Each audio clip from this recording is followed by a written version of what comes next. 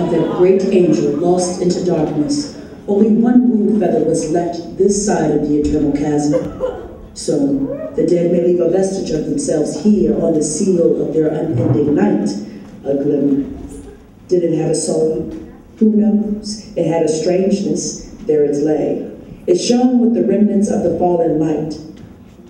And angels came to see it secretly.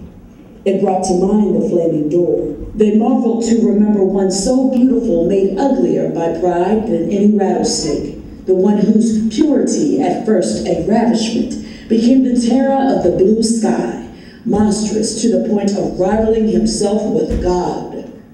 Such Errant Majesty, whose single feather summoned up a vision of the whole colossus, wingspan shading high crags from the heavens. And at times the seraphim, amazed to draw so near the depths where such a soul transformed itself into a dragon, would recoil from that enormity. A flame was floating in the feathers down, still trembling now as long ago, when blasted from the wing. Whatever tender foolishness and God-annihilating pride, whatever curiosity about the gulf or wisdom or mere madness palpitated there, whatever breathing out of the abyss or firmament, its quivering felt more like love than death.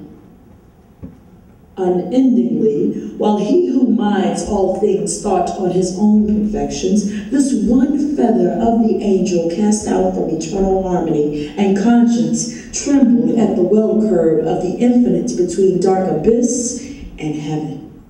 All of a sudden, the prodigious eye beam, fixing the world with daylight's preternatural effulgence, fell, so that the feather shuddered, grew, took human form, and was again a living mystery. This time, a woman. With the look of an awakened soul, she rose, and standing upright, shone into the cosmos with an innocent smile. And trembling angels looked at her with love.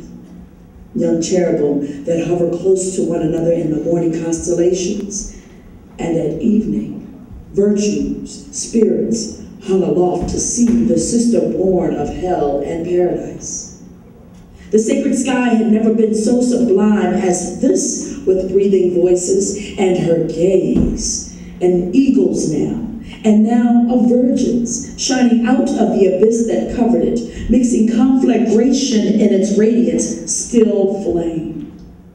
This, under a delicate eyelash, was a look of thunder, such that Helios himself, archangel of intensest fire, said, Lord, by what name shall we know her? And from beyond the depths of human speech and answer, out of the sources of the absolute, from the dim flames of her forehead floating in the vast lucidity, one word, all of a sudden, flared up into a starburst. Freedom.